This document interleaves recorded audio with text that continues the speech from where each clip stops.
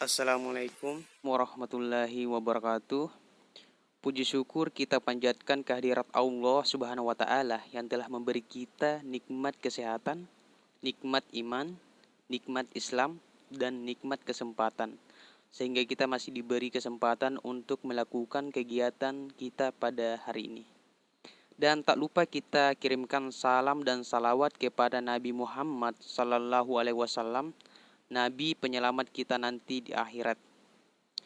Baik, sebelum kami memulai presentasi kali ini, izinkan saya memperkenalkan diri saya beserta rekan saya.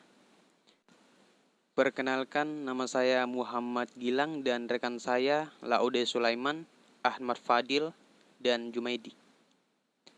Baik, kami akan mempresentasikan hasil diskusi kelompok kami, yaitu kelompok 5 yang berjudul Sifat Utama Rasul, Pembagian Akhlak Berakhlak kepada Allah dan Rasul.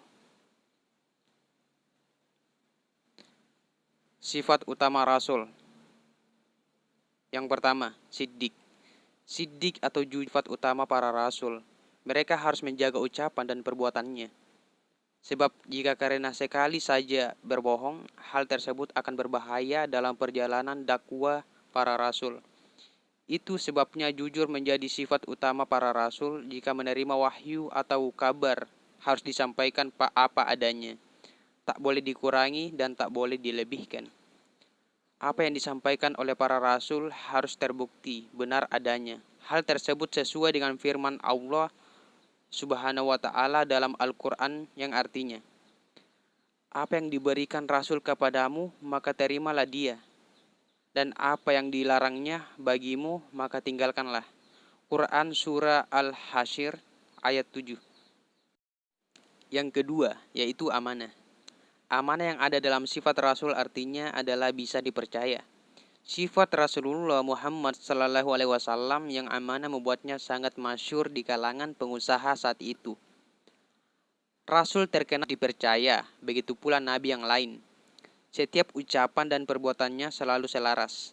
Dalam surah Asy-Syu'ara ayat 143, Allah Subhanahu wa taala mengatakan, sesungguhnya aku adalah seorang rasul kepercayaan yang diutus kepadamu. Quran Surah Asy-Syu'ara 143. Yang ketiga, tablik. Tablik artinya menyampaikan. Sudah menjadi kewajiban dan tugas para rasul. Mereka ditugaskan oleh Allah Subhanahu wa taala sebagai penyampai pesan. Mereka menerima wahyu dari Allah Subhanahu wa taala tentang ayat-ayat yang menyangkut masalah agama dan kehidupan. Hal tersebut sudah disebutkan dalam firman Allah di surat Al-Ahzab ayat 39 yang artinya, yaitu orang-orang yang menyampaikan risalah-risalah Allah, mereka takut kepadanya dan mereka tiada merasa takut kepada seorang pun selain kepada Allah, dan cukuplah Allah sebagai pembuat perhitungan. Quran Surah Al-Ahzab ayat 39.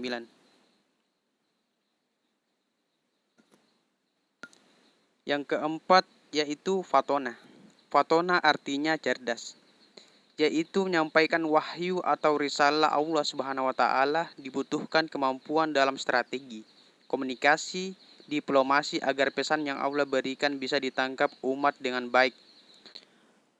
Maka cerdas menjadi bagian dari sifat para rasul yang Allah turunkan.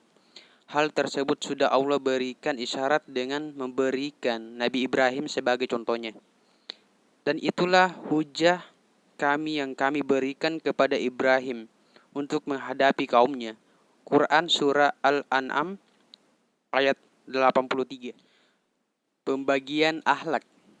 Akhlak terbagi atas dua. Yang pertama yaitu akhlak mahmudah, yakni akhlak terpuji atau akhlak yang baik.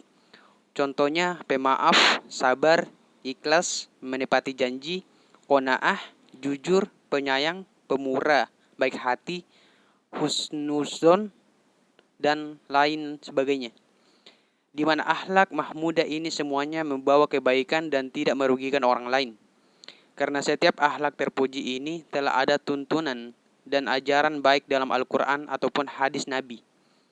Dari Imam Malik berkata, setiap agama memiliki akhlak, dan akhlak Islam ialah malu. Malu merupakan dasar akhlak manusia, karena dengan memiliki rasa malu pada Allah Subhanahu wa taala, maka akan takut untuk melakukan perbuatan-perbuatan tercelah dan keji. Akhlak yang kedua yaitu akhlak mazmumah, yaitu akhlak tercela atau perbuatan yang buruk. Contohnya yaitu riya. Beramal atau melakukan sesuatu perbuatan baik dengan niat untuk dilihat orang atau mendapat pujian orang. Dengan kata lain, riya sama artinya dengan pamer.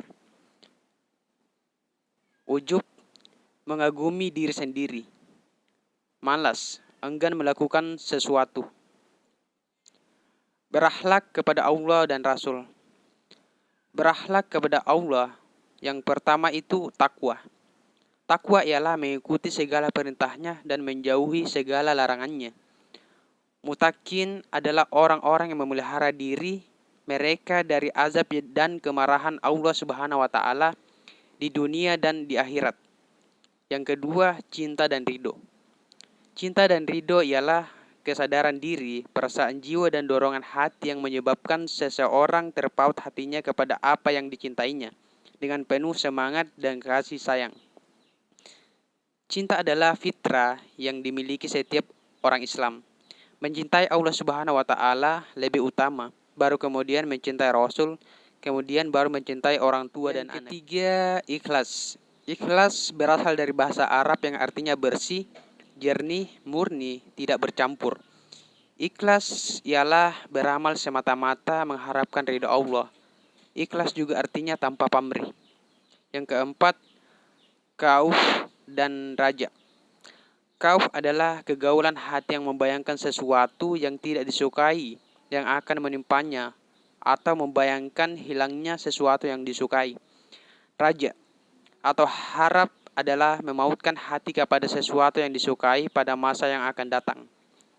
Yang kelima, tawakal. Tawakal adalah membebaskan hati dari segala ketergantungan kepada selain Allah dan menyerahkan keputusan segala sesuatu pada Allah. Yang keenam, syukur. Syukur adalah memuji si pemberi nikmat atas kebaikan yang telah dilakukannya.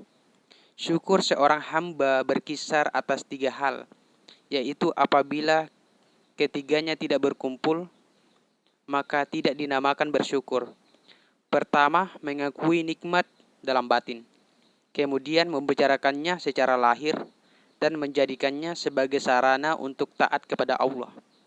Jadi syukur itu berkaitan dengan hati, lisan, dan anggota badan. Yang ketujuh yaitu muraqabah.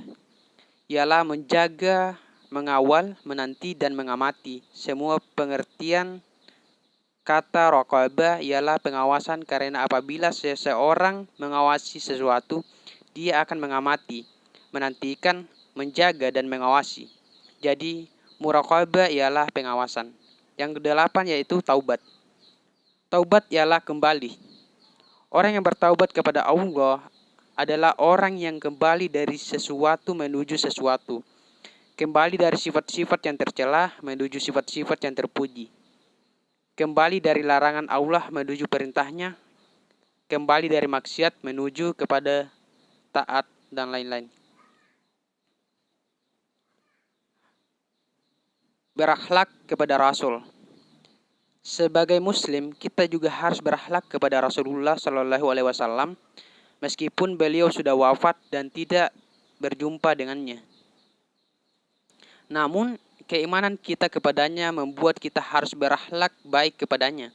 Kemudian, keimanan kita kepada Allah Subhanahu Wa Taala membuat kita harus berakhlak baik kepadanya.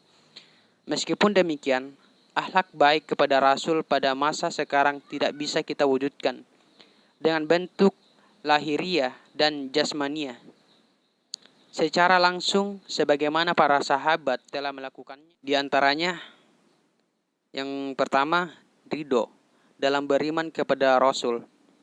Kedua, mencintai dan memuliakan Rasul. Yang ketiga, mengikuti dan menaati Rasul. Yang keempat, mengucapkan shalawat dan salam kepada Rasul.